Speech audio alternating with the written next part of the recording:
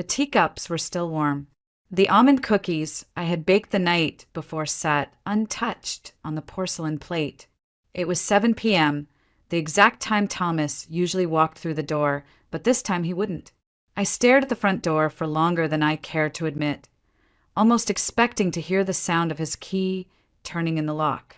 But there was only silence, the kind of silence that settles into the bones when something is gone for good.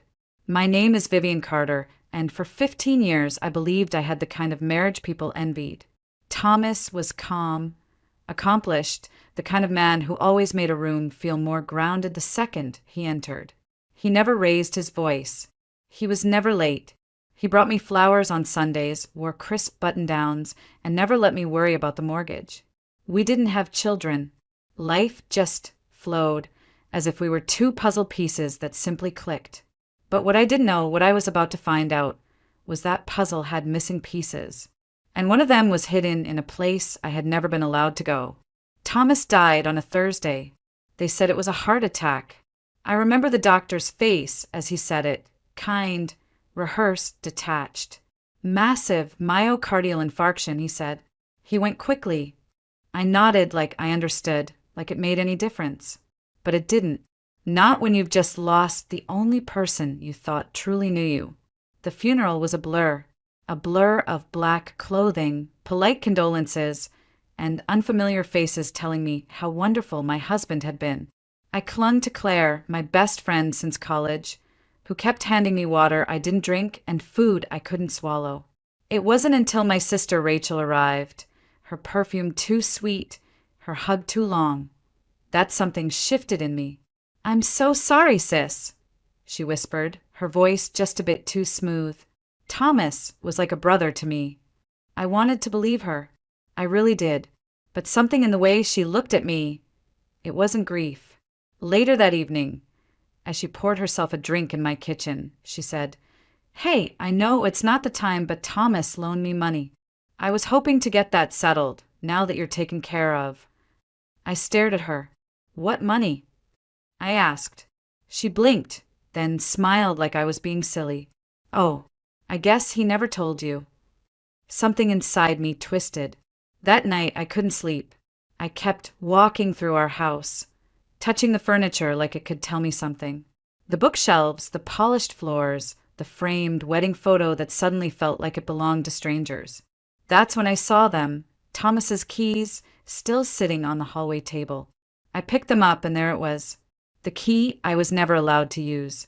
The one shaped differently than the others. The key to his garage.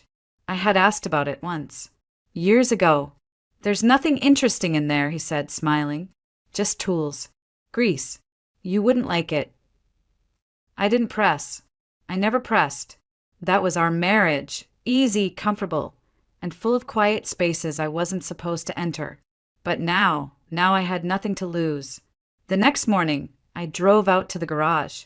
It was in the old industrial district, behind a row of crumbling buildings with rusted roofs and weeds curling through cracked asphalt.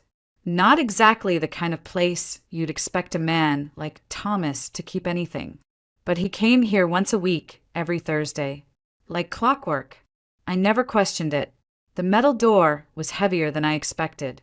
The key turned with a reluctant groan, and for a moment I stood there, afraid of what I might find on the other side.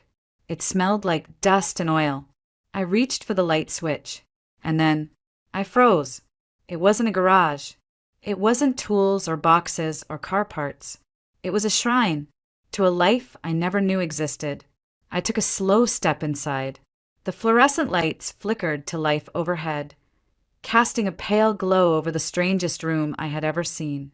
The walls were covered, completely covered, in photographs, news clippings, hand-drawn charts, and travel maps. On one wall, dozens of printed photos were pinned in neat rows like some sort of obsessive collage. And every single one of them had Thomas in it, but not the Thomas the first knew. In these pictures, he wasn't wearing his usual tailored suits or polished demeanor. He looked different, relaxed. Worn jeans, casual shirts, messy hair. His face was softer, his posture less guarded. And in almost every photo, he was standing beside a woman. The same woman, She was beautiful, younger than me by at least 10 years, with dark hair and sharp, intelligent eyes. They were close, too close, her hand on his arm, his face turned toward her with a smile I hadn't seen in years. In one photo, they were at the beach, another in a ski lodge, then one at a candlelit dinner. There were timestamps handwritten on the back of some of them, 7 years ago, 5, 3, one from just a few months ago. August 2024. That one stopped me cold, because on that day I was at home cooking his favorite meal, waiting for him to return from a client meeting. And now I was looking at a photograph of him sitting beside this woman and a man in his early 30s. The three of them were smiling, like a family. There was a name scribbled faintly on the back in Thomas's handwriting. Isabel and Logan. August 2024. My knees buckled. I reached for the metal desk in the center of the room to steady myself. That's when I saw the papers. Files stacked high. Bank transfers, corporate records, letters from overseas firms, tax documents that didn't match anything I knew about his business. And in one folder, a medical report. My eyes scanned the header. Crescent Heart Institute. It was dated less than 2 months ago. I found Thomas's full name printed at the top, followed by a diagnosis I could barely pronounce: ischemic heart disease. Stage 3, risk of cardiac arrest, high.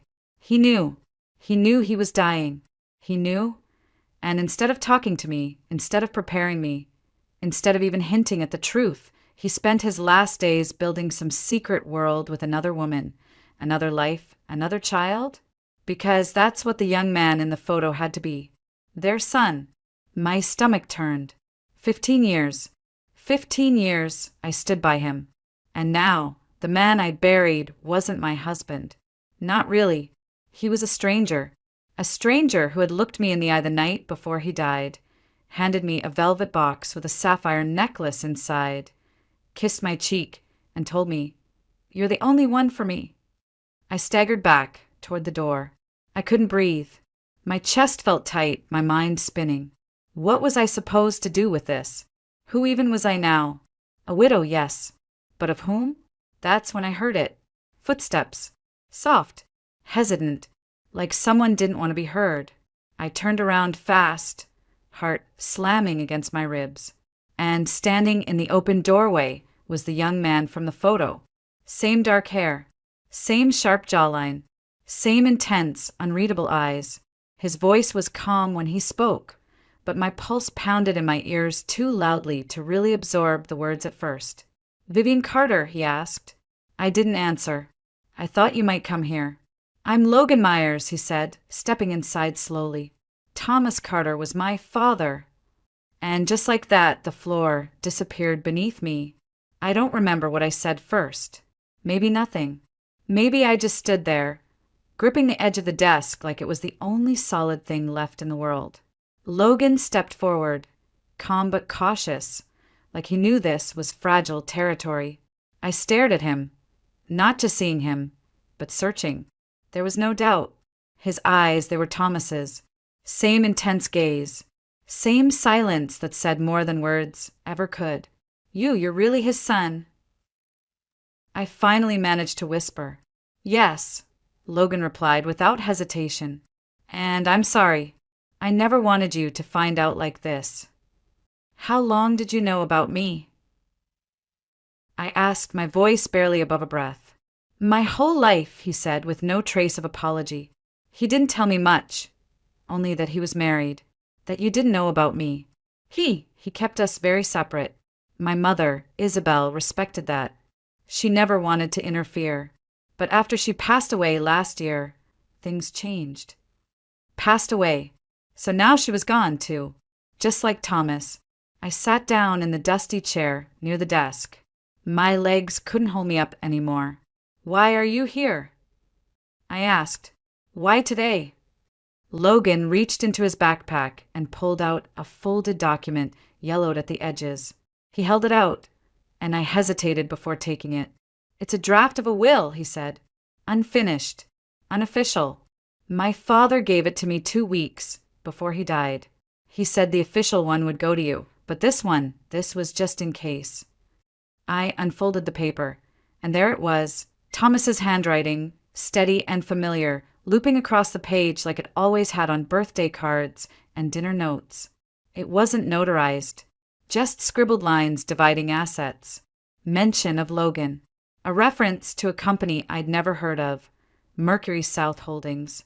And one more thing, access to remaining documents secured in office vault.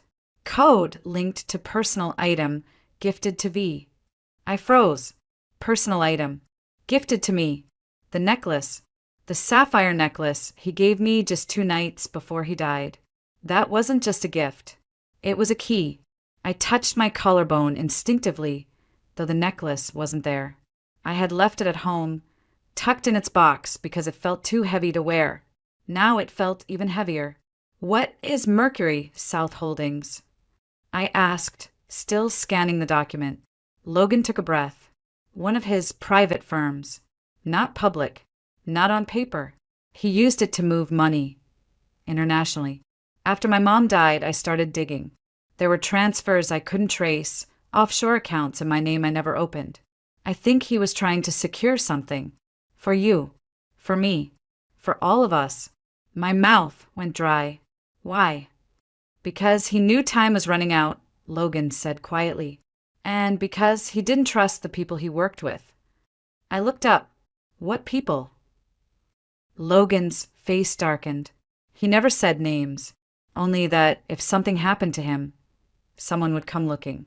For information, for leverage, for what he left behind. I leaned back in the chair, my thoughts racing. A second safe, a company I'd never heard of, a necklace that might hold a code, and a man I had loved for 15 years, who'd built an entire world outside of me. You're saying there's more, I said. That the will, the files, the photos, all of it was just the beginning. Logan nodded. I think he left things behind, not just for us, but to protect us. I stood slowly, my legs still unsteady, and looked around the room one last time. It no longer felt like a shrine. It felt like evidence and a warning. I need to go home, I said, voice hoarse. I need that necklace. Can I come with you? Logan asked. If you'll let me. I paused, then nodded, because whether I wanted to or not, this was now our story. I didn't go home right away. I couldn't. I needed space to think, to breathe. So I called Claire. Within 20 minutes, I was on her couch, hands wrapped around a mug of tea I wasn't drinking, the sapphire necklace sitting on the table between us like a live grenade. Claire didn't ask questions. She never did, not until I was ready. And when I finally told her everything about the garage, the photos, Logan, the will, she didn't say, I told you so. She just whispered, I'm so sorry, and reached for my hand. But I wasn't ready to cry. I wasn't ready to collapse. I needed answers. I needed someone to blame. So I drove to Rachel's condo. It was a newer building on the north end of town. One of those luxury developments with underground parking, coded gates, and concierge service. Strange, for someone who had always complained about money. As the elevator climbed, I could feel my anger rising with it. She opened the door barefoot, wearing silk pajamas and a glass of wine in one hand. Her makeup was perfect. Her hair styled like she was expecting company. Well, if it isn't my grieving sister, she said with a smug smile. Come to inspect the widow's inheritance. Cut the crap, Rachel, I snapped. We need to talk. I pushed past her into the living room, where a framed photograph caught my eye. It was her and Thomas, laughing, toasting champagne. The date, stamped in the corner, made my stomach flip. 5 years ago. What the hell is this? I demanded, pointing at the frame. Rachel sauntered over, taking a long sip of her wine. Oh, that? A company holiday party. You were too tired to come, remember? Thomas insisted I join him. She said it like it was nothing, like sharing champagne with my husband while I stayed home folding laundry was completely normal. We always got along so well, she added casually. I turned to face her fully. How well, exactly? Her smirk faltered. I know about Isabel, I said. I know about Logan, about the garage, the fake company, the will. I know everything. So if there's more, tell me now. Rachel's eyes narrowed. She walked over to her liquor cart, refilled her glass, and said softly, "Fine. You want the truth." She set the glass down and placed a hand on her stomach. "I'm pregnant," she said, "and it's Thomas's." I didn't move. I didn't speak. My brain just shut down. 10 weeks, she continued. I found out a week before he died. He knew. He said he'd take care of everything. He even told me he would leave Isabel soon. I froze. You were still seeing him after Isabel died. Rachel gave a small shrug. She was never supposed to be permanent. I was always the one who stayed. I felt like I was floating outside my body. The walls, the furniture, the sound of the refrigerator humming, all of it faded into background noise.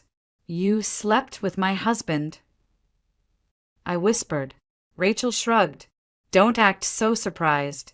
You had your perfect little life, your perfect house, your perfect dinners at 7 o'clock.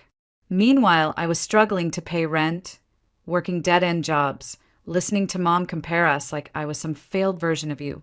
Then Thomas started showing up, offering help, listening." She looked up at me, eyes suddenly sharp.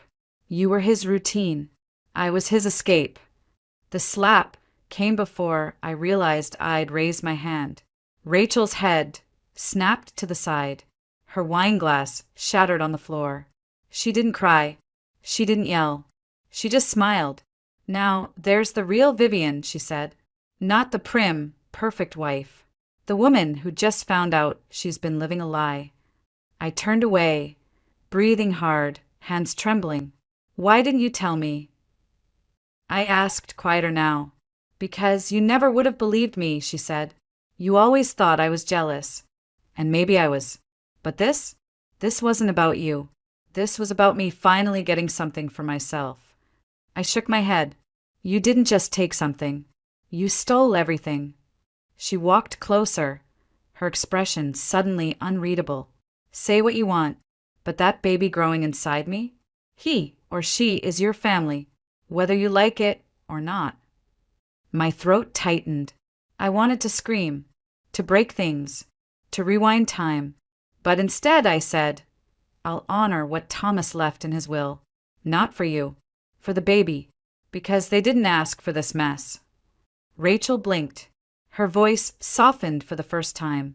"You mean that?" "I don't know what I mean," I whispered. "But I know this. I need to leave." I walked toward the door, ignoring the glass crunching under my shoes. My fingers trembled as I grabbed the handle. "Behind me," she called out. "You think I'm the worst thing Thomas did." I didn't answer, because I wasn't sure anymore. I didn't go home that night. I couldn't bear to step into that house with its carefully arranged dinnerware and untouched bed. Instead, I returned to Claire's, clutching the sapphire necklace in my fist like it might burn a hole through my skin. She didn't ask where I'd been. She just opened the door, looked at my face, and said, "You need sleep." But I couldn't sleep, not when every room in my mind was crashing inward. The next morning, Logan picked me up in his car. "Claire came too," she insisted.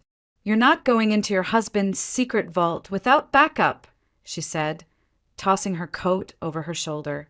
Thomas's office was in a high-rise downtown. He'd always called it just a satellite space. When I asked somewhere to take private meetings, he'd said. I never once set foot inside. But Logan had a key card. "I'm listed as a co-owner," he said, scanning us through security. The receptionist barely glanced up. Thomas had built a life so compartmentalized, it never needed explaining. The elevator ride felt like years. At the 14th floor, Logan led us to a glass-walled office with cold, modern furniture and no trace of warmth. Not a single photo of me. No framed memories. Just sleek surfaces, gray walls, and a subtle scent of cologne I hadn't smelled before. "There!" Logan pointed to a large, abstract painting mounted behind the desk. "The safe's behind that." I reached into my bag and pulled out the necklace. My fingers found the small clasp. I twisted it counterclockwise. Click! A hidden compartment popped open on the back of the sapphire pendant. Inside, a thin metal plate no larger than a SIM card. Numbers were engraved along the edge. Logan took it carefully and slid it into the keypad on the safe. A low beep, then a soft whir. The door opened. Inside were stacks of documents, a sleek black flash drive, a small wooden box, and a single silver key attached to a tag that read, Bank Safe Deposit Federal Trust. Logan pulled out the documents. Contracts, transfers, financial statements. Some of these names, they're international banks. He wasn't just hiding money, he was moving it. Offshore. Fast. I picked up the flash drive, but didn't plug it in. Not yet. Then I opened the small wooden box. It was a ring. A simple gold band with a small diamond. My breath caught in my throat. It wasn't mine. Inside the band, an inscription. And always. Not V. Not me. N for Isabel. Jesus, Claire whispered beside me. Logan looked away, jaw tight. He bought her a ring, I said, my voice barely audible.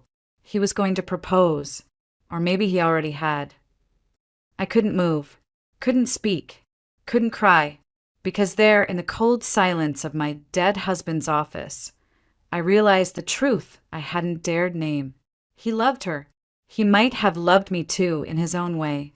But her? She got the part of him that was real, the part that smiled in photographs, that vacationed, that laughed. And the rest? The rest was a performance. A polished husband with dinner at 7 o'clock, roses on Sundays, and a safe full of secrets. Then Logan handed me a letter, folded neatly, my name on the front. I unfolded it with shaking hands. Vivian, if you're reading this, it means I'm gone. I'm sorry. I never had the courage to tell you the truth, to say out loud what I should have said years ago. I was selfish. I built 2 lives because I couldn't give up either. And in the end, it cost me everything. I loved you. I know that sounds empty now. Maybe it always was. But I did, in the only way I knew how. I wanted you to have peace, to be safe. That's why I left you the papers, the access, the truth. Use them how you see fit. Burn them, bury them, or expose it all. It's your choice now. Forgive me if you can. If not, I understand. Thomas. I stared at the page until the words blurred. Then I passed it to Claire. She read it silently, then handed it to Logan. He didn't say anything. None of us did, because what was there to say? The man we'd all thought we knew had shattered like glass, and all we could do now was decide what to do with the shards. We left the office in silence, the kind of silence that doesn't come from peace, but from the absence of anything left to say. Claire drove. Logan sat beside me, and I stared out the window watching Charleston blur into a palette of autumn gray. My dead husband had lived a life I never touched. Now we were holding the pieces of it in our hands, and we didn't know who else was watching. That night, as I tried to sleep on Claire's pull-out couch, my phone rang. Unknown number. Vivian Carter, a man's voice said. Yes, I answered, already on edge. This is Gordon Blake. I was a business associate of your husband's. My stomach dropped. I believe you have something that belongs to me. I don't know what you're talking about. Yes, you do, he said, calm as still water. The documents from the safe. Some of them concern international transfers, accounts I helped set up. I suggest we meet. I'm not meeting anyone. You will, he said, because the other people Thomas worked with, they're not as polite as I am. They don't ask. He hung up. I stared at the ceiling for a long time, heart racing. In the morning, I told Logan. His jaw clenched as he paced the room. He contacted me too, he said. But there's more. Last night, someone else called. He handed me a slip of paper. Victor Crane. He claims he's the original source of the funds Thomas moved. He said if we don't return everything by the end of the week, there will be consequences. I didn't ask what that meant. I didn't need to. Logan pulled out the silver key from the safe. We still have the deposit box, he said. Whatever's inside might help explain who really owns what. But do we really want to open another box? I asked, trying to keep my voice from cracking. What if all it does is make things worse? Claire sat beside me. Then at least you'll know. The not knowing, it's what's killing you. She was right. So we made a plan. First, the bank. Then, if things still didn't make sense, we'd find someone who could tell us the truth.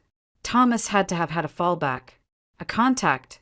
Someone who knew what the hell he was involved in. That's when Logan said, "There's a name my mother mentioned once. Edward Holloway. Dad's old college friend."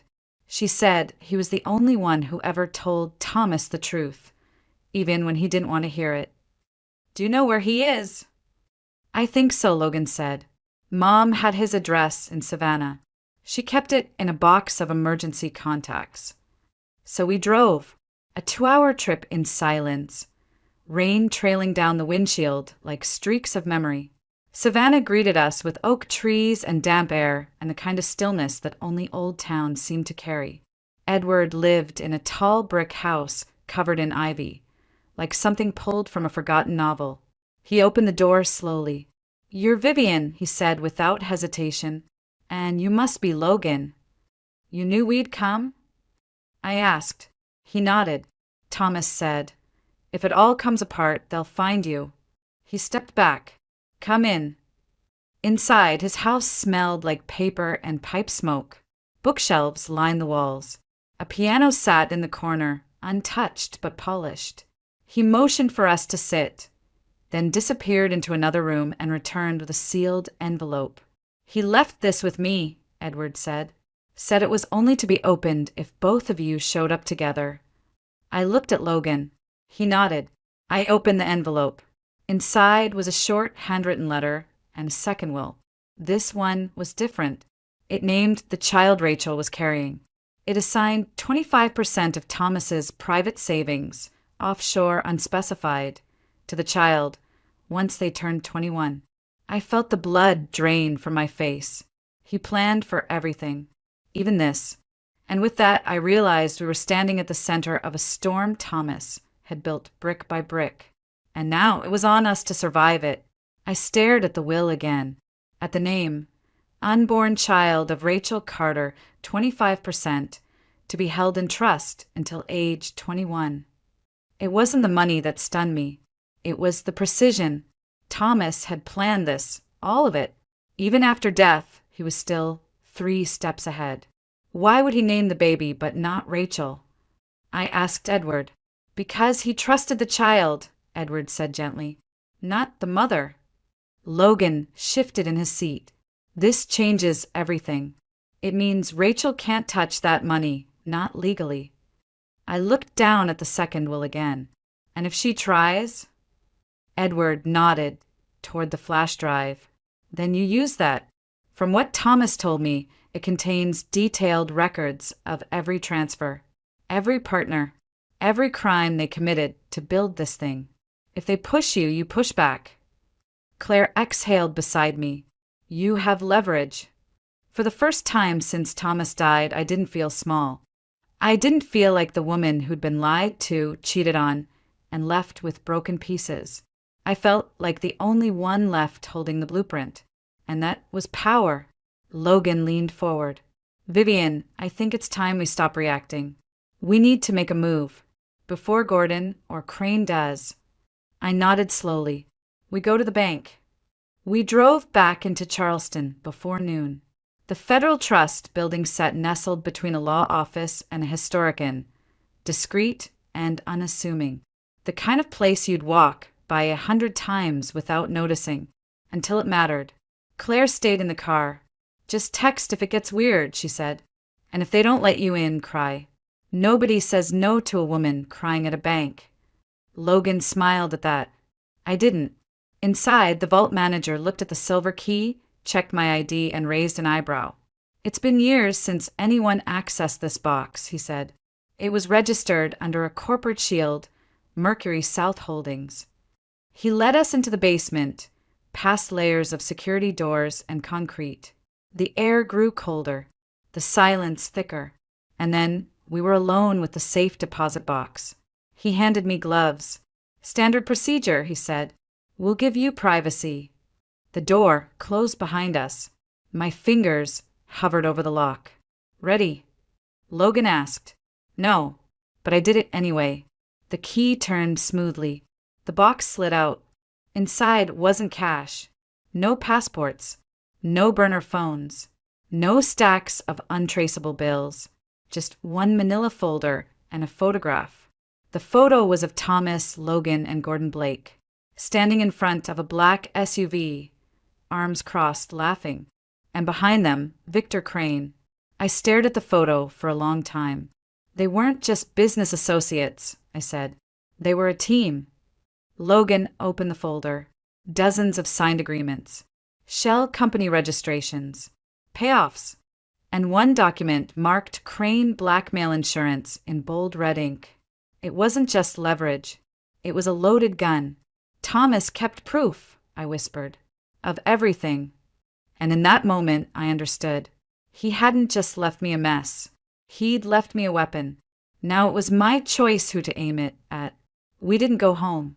We went to the lawyer. His name was Marcus Doyle, and he'd represented my father's estate years ago. Straightforward, discreet, and allergic to drama. I told him everything. Almost. Not about the affair. Not about Rachel. Just the parts that mattered legally. The documents, the threats, the offshore accounts. He didn't blink. "Do you want to press charges?" he asked. "No," I said. I want insurance." He nodded. "Then we'll copy everything. Digitally. Physically. Store backups in 3 locations. One here. One with you. And one with someone not connected to you." "I know just the person," Claire said, smiling grimly. We spent hours scanning files. Thomas had kept meticulous records. Names, dates, wire logs, fake invoices. It wasn't just shady business. It was criminal enterprise. International. And with Thomas gone, they thought the evidence had vanished. They were wrong. By the end of the day, Marcus had drafted a simple letter. I added one line at the bottom in my own handwriting. "Try me. VC." We sent it to Gordon Blake's office via courier. He called within 15 minutes. "You think you're clever," he hissed into the phone. "You're in over your head." "No," I replied calmly. "You are. Because the next call I make is to the IRS. And after that, Interpol." There was a pause, then laughter. "All right," he said. "What do you want?" "Nothing," I said. "I just want you to stop. No calls. No threats. No late-night warnings. You touch me or anyone I know, and the folder goes public. Every file. Every signature. You don't want that kind of trouble." "I already have that kind of trouble," I said. "The difference is I'm not afraid of it anymore." He hung up. 2 hours later, Victor Crane called. His tone was different. Smooth. Polished. Like a man used to charming his way through locked doors. "Vivian," he said, like we were old friends. "I've heard about your discoveries. I think we're starting off on the wrong foot." "There is no foot," I said. "Just your signature on a dozen illegal transfers." He laughed softly. "All hypothetical, of course." I let the silence stretch. Then I said, "I know you think you can handle this, but here's the thing, Mr. Crane. I have no reputation to lose, no company to protect. I have nothing left of the life I knew, and that makes me very, very dangerous." That shut him up. I ended the call. Logan and I sat on Claire's porch that night, the flash drive in his pocket, a copy of the folder buried in the planter box behind us. Paranoid? Maybe. But when you've been lied to by the person you trusted most, paranoia starts to feel like survival. "I didn't know he was capable of all this," Logan said quietly. "My mom, she always said he was complicated, but I thought she meant sad, not corrupt." "He was both," I said, "and maybe more." I stared up at the stars, cold and steady above us. "We're not done yet," I said. "There's one more thing we haven't opened." Logan frowned. "What?" "The flash drive." The flash drive was small, black, unmarked, like it had nothing to say unless you asked the right way. We didn't open it that night, or the next morning. It took me 2 days. 2 days of preparing myself for whatever truth was still waiting. 2 days of rehearsing my reactions, as if practicing would make betrayal feel any less sharp. Logan sat beside me on the couch. Claire brought tea again. No one said a word as I plugged it in. A single folder appeared. For Vivian inside, one video file, dated just 10 days before Thomas's death. My fingers hovered, then clicked. The screen went black, then flickered to life. Thomas, not the one I'd seen in wedding photos or seated across from me at dinner. This Thomas looked hollow, eyes tired, shirt wrinkled, like he hadn't slept in weeks. He leaned forward. "Vivian," he said, "if you're watching this, it means I didn't make it. Or maybe I ran out of time." He sighed and rubbed his face. "There's no easy way to say this, so I'll just say it. You were never the one I needed to hide things from. You were the one I wanted to protect. But I waited too long, and now everything's closing in." He paused. "There's someone you need to be careful with. Someone you trust more than you should." My heart slowed. He looked straight into the camera. "It's Rachel." The room went still. She wasn't just someone I slipped up with. It wasn't that simple. She planned this. From the beginning. The pregnancy wasn't an accident. The night I told her I couldn't keep doing this, she changed. Said if I left her, she'd go public. With the money, with the shell accounts, with everything I'd buried to keep you safe. He leaned closer. "I think she killed Isabel." My mouth went dry. "I can't prove it," Thomas said, but the timing was too perfect. Isabel had just packed her bags, told me she booked a one-way flight to Lisbon. Then the car crash. Single vehicle. No witnesses. The brakes failed, they said, but she had the car serviced the day before. He looked into the camera, his voice trembling. Rachel knew she was pregnant. Isabel didn't. That's what changed everything. An accident, they said. No foul play. But Rachel knew she was pregnant, and Isabel didn't. Claire covered her mouth. Logan's fists clenched. "I tried to make it right," Thomas said. "I moved the money, created backups, made sure that if something happened to me, you would have the power. I'm sorry it took this much damage for me to finally do the right thing." He looked away, then back again. "I was weak, but you're not. And if you want to walk away from all of this, do it. Take what's yours and leave them in the dust. But if you decide to fight back, don't do it alone." The screen froze, then cut to black. I sat there, unmoving, for what felt like hours. He knew. He knew what Rachel was capable of. He knew what was coming. And still, he tried to control the narrative even in death. Maybe out of guilt, maybe out of fear. But now he'd handed me the truth. And it was time to decide what to do with it. Rachel didn't know I'd seen the video. Not when I invited her to brunch. Not when I hugged her at the door. Said how much I missed her. How we should talk like real sisters again. She smiled like a woman who thought she'd won. She wore a pale blue dress that hugged her belly just right. "He kicks when I drink orange juice," she said with a laugh, rubbing her hand over the bump. I smiled too, but my eyes didn't. We sat on the porch of Claire's house. Logan stayed inside. Claire poured sweet tea and left us alone. "I'm glad you reached out," Rachel said, folding her hands neatly on her lap. "I was worried you were angry." "Why would I be angry?" I asked softly. "Because my husband was sleeping with my sister? Or because he left you part of the inheritance?" Rachel blinked. That was the first crack. She shifted in her seat. "Vivian, this is hard for both of us." Thomas was confused, torn. "But he loved you." "No," I interrupted. "He didn't love me. He pitied me." Rachel flinched. I leaned forward. And he feared you. Her face stilled. I placed the flash drive between us. Rachel's lips parted, just slightly. I know about the accounts, the manipulation.